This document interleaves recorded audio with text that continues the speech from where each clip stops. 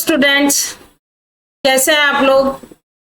आज मैं आपको पढ़ा रही हूँ एक नया टॉपिक, स्टॉक एवं प्रवाह चर। अर्थशास्त्र में इन दोनों शब्दों का बहुत अधिक प्रयोग किया जाता है। जैसा कि आपको पता है कि अर्थशास्त्र में विभिन्न प्रकार के चर हैं, राष्ट्रीय आय से संबंधित, उपभोग से संबंधित कई प्रकार के चर होते हैं। तो इनमें बहुत ज्यादा हम इस शब्द का प्रयोग करते हैं कि अर्थशास्त्र के बेसिक कंसेप्ट्स में से हैं और कई एग्जाम में पूछा जा सकता है। किसी भी एक पर्टिकुलर वेरिएबल के लिए पूछा जा सकता है, चर के लिए पूछा जा सकता है कि either it is in stock variable और it is a flow variable. तो मैं आज आपको समझा रही हूँ स्टॉक और प्रवाह चर के विषय में। इससे पहले मैंने आपको राष्ट्रीय आय के टॉपिक सारे खत्म करा दिए, परिभाषा, लक्षण, प्रकार, अवधारणाएं, मापन की विधियां, सीमाएं, ये सब अपन पढ़ चुके हैं। इसके अलावा भी मैंने बहुत सारे टॉपिक्स पहले कवर किए हैं, मुद्रा के कार्य, मुद्रा की परिभाषा, मुद्रा के लक्षण, ये सब हम कंप्लीट कर चुके हैं। तो आगे बढ़ते हुए एक बेसिक कंसेप्ट है ये भी, स्टॉक और फ्लो वेरिएबल। इसके बारे में आज मैं आपको समझा रही हूँ। अगर आपको वीडियो पसंद आता है तो आप लोगों से रिक्वेस्ट है कि आप लोग इसे लाइक, सब्सक्राइब, शेयर करना मत भूलिए। और अगर आपने मेरे पिछले वीडियोस नहीं देखे हैं तो आप लोगों से रिक्वेस्ट है कि आप मेरे चैनल पर जाइए और मेरे पिछले वीडियोस भी देखिए। अर्थशास्त्र ये स्टेप बाय स्टेप ही आपको समझ में आएगा। ये जो भी चीज समझाई जा रही है वो कहीं ना कहीं पिछले समझाए हुए टॉपिक से रिलेटेड होती है। तो क्या होते हैं स्टॉक वेरिएबल एवं प्रवाह चर एवं स्टॉक चर, ये सब क्या होते हैं, इसके विषय में हम आज पढ़ेंगे। तो ये दो तरह के चर होते हैं, स्टॉक वेरिएबल और फ्लो वेरिएबल। तो इन दोनों प्रकार के चरों के विषय में विस्तार से पढ़ने के लिए आज हम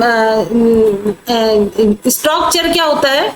स्टॉक चर जो होता है ये किसी वस्तु या राशि की मात्रा को एक निश्चित समय बिंदु पर नापा जाता है। मतलब जब किसी वस्तु या किसी राशि की मात्रा को समय बिंदु पर नापा जाता है, समय बिंदु मतलब पॉइंट ऑफ टाइम दिया जाएगा कि मतलब एक पर्टिकुलर, जैसे 31 मार्च को राष्ट्रीय ऋण कितना था, तो ये कैसा वेरिएबल है, स्टॉक वेरिएबल है। 31 मार्च को किसी व्यक्ति की संपत्ति कितनी है, तो ये क्या है, स्टॉक वेरिएबल है।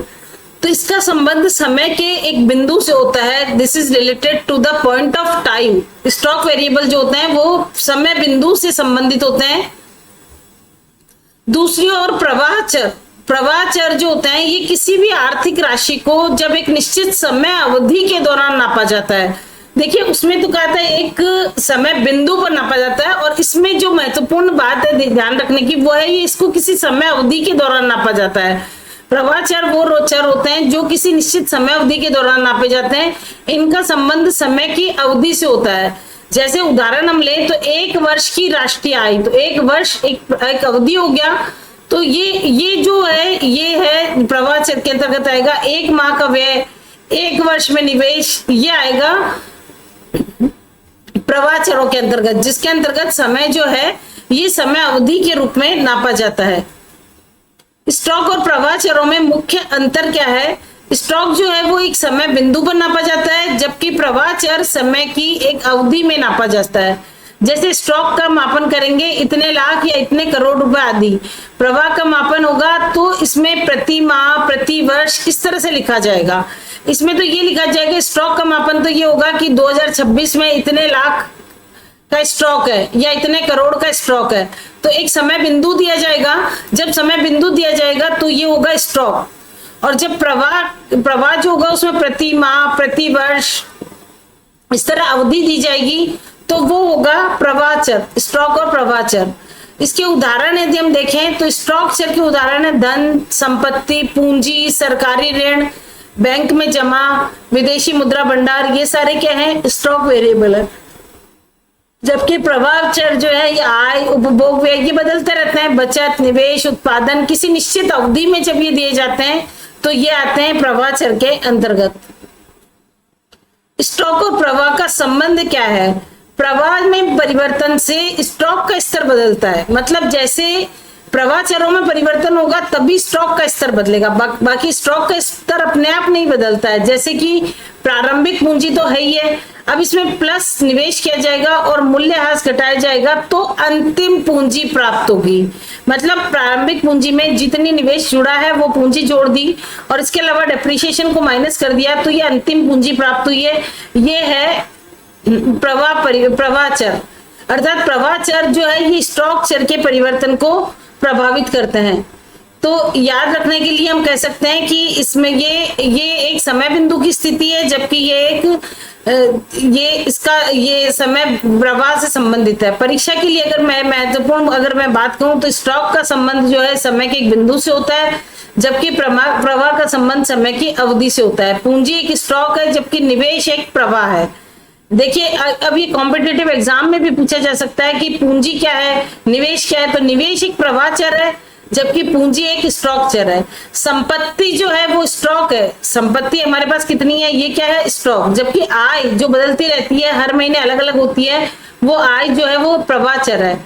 स्टॉक और प्रवाह एक दूसरे से संबंधित होते हैं। निष्कर्ष रूप में हम कह सकते हैं कि स्टॉक जो है वो एक निश्चित समय पर उपलब्ध मात्रा है, जबकि प्रवाह एक निश्चित अवधि में होने वाली मात्रा अथवा गतिविधि है। दोनों उदाहरणें राष्ट्रीय आय, मुद्रा बैंकिंग, पूंजी और व्यापक अर्थशास्त्र के अध्ययन के लिए बहुत ही महत्वपूर्ण है। तो ये है आपके स्टॉक और प्रवाह चर के विषय में।